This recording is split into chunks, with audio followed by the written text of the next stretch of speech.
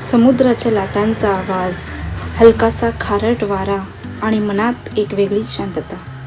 गर्दीपासून दूर पण मनाच्या अगदी जवळ येणारं ठिकाण मालवण. मी विवेक. मी सलोनी.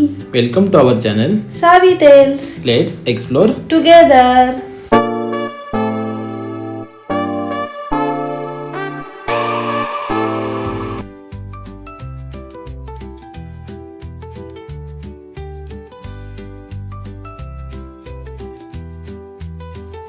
आमच्या ट्रिपची सुरुवात झाली देवबाग संगम पासून, जिथे कर्ली नदी आणि अरबी समुद्र एकत्र येतात.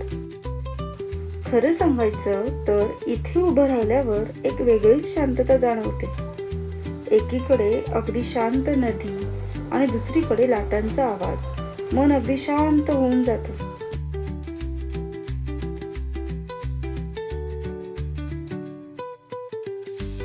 मग आम्ही बाईक राईड करत पोहोचलो रॉक गार्डनला.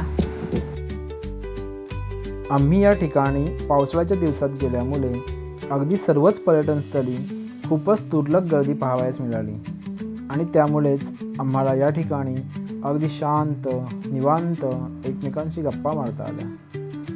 कोकण भूमी म्हणजेच भगवान परशुरामांची भूमी, खरोखर स्वर्गच. परंतु येथील पर्यटन काही महिन्यांपुरतं सीमित आहे.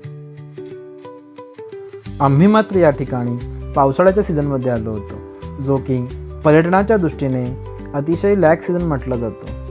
परंतु पावसाळ्यातील कोकण हे अतिशय सुंदर, खरोखर स्वर्गाहून सुंदर, अतिशय हिरवगार आणि निर्मळ वातावरण खरोखर मन प्रसन्न करून जातं.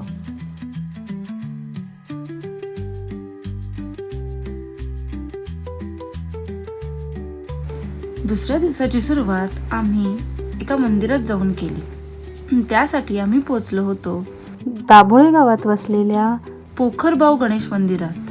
हे मंदिर अतिशय सुंदर, जागृत आणि शांततेचे प्रतीक असलेले प्राचीन पर्यटन स्थळ आहे.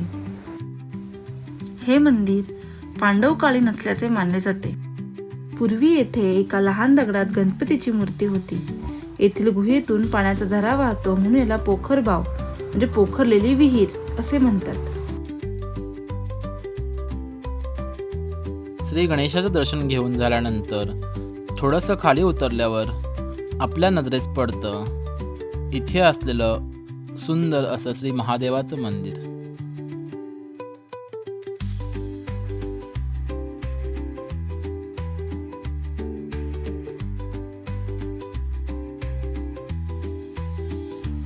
मंदिराच्या बाजूला असलेला जिवंत झरा हा सतत वाहत असतो.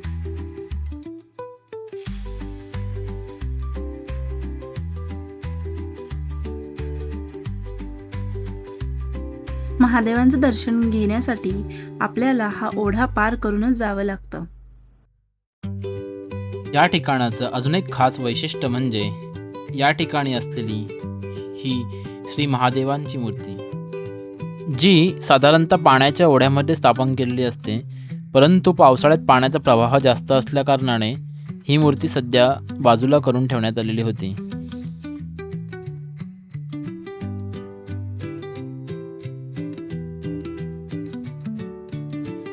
आता आम्ही निघालोय निसर्गाची शांतता आणि वाऱ्याची ताकद दोन्ही एकाच वेळी अनुभवायला विंडमिल गार्डन येथे,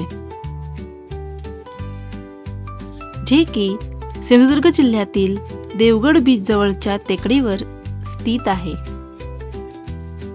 या ठिकाणी आपल्याला आपल्या कुटुंबासोबत निवांत बसून गप्पा मारण्यासाठी अनेक छोट्या छोट्या जागांची निर्मिती केलेली आहे.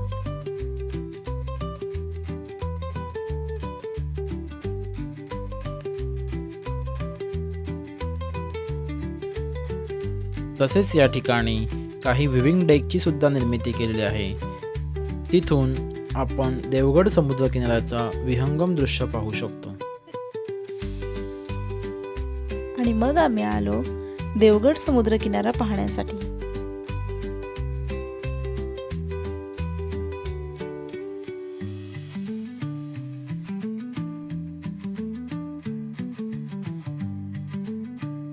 देवगडचा अथांग समुद्र पाहून आम्ही बाईक राईड करत निघालो आमच्या पुढच्या डेस्टिनेशनवर. वाटेतील छोटी छोटी घरं, नारळाची झाडं आणि लाल मातीचे रस्ते पाहत आम्ही निघालो कुणकेश्वर मंदिराकडे.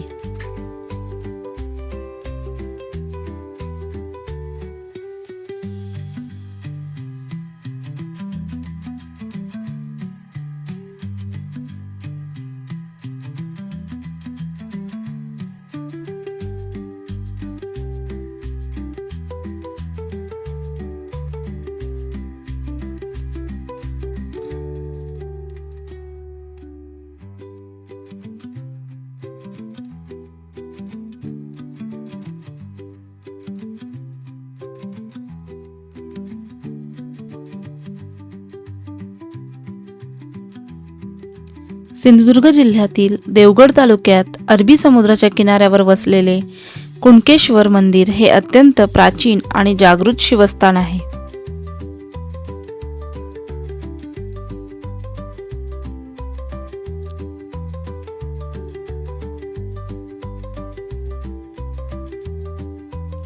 हे मंदिर आपल्या निसर्गरम्य परिसरासाठी, श्वेत वाळूच्या समुद्रकिनाऱ्यासाठी आणि दक्षिण भारतीय व कोकणी शैलीतील स्थापत्यकलेसाठी प्रसिद्ध आहे.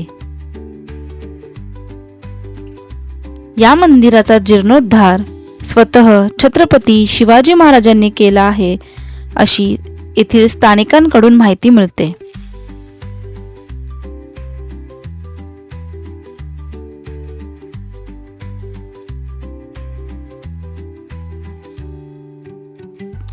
हे ठिकाण आध्यात्मिक शांतता आणि निसर्ग सौंदर्याचा उत्तम मिलाफ आहे.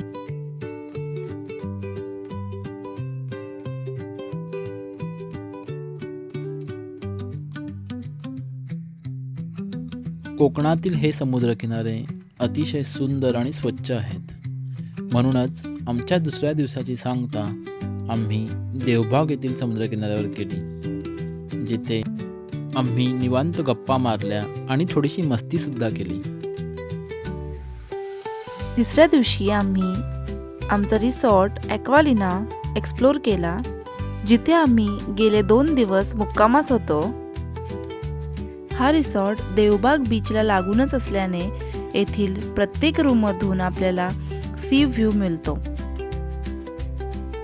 या रिसॉर्टचे एक वैशिष्ट्य म्हणजे रिसॉर्ट समोर भलं मोठं लॉन असल्यामुळे ते लॉन आपण वेगवेगळ्या इव्हेंटसाठी यूज करू शकतो. इव्हन इथे आपण डेस्टिनेशन वेडिंगसुद्धा करू शकतो.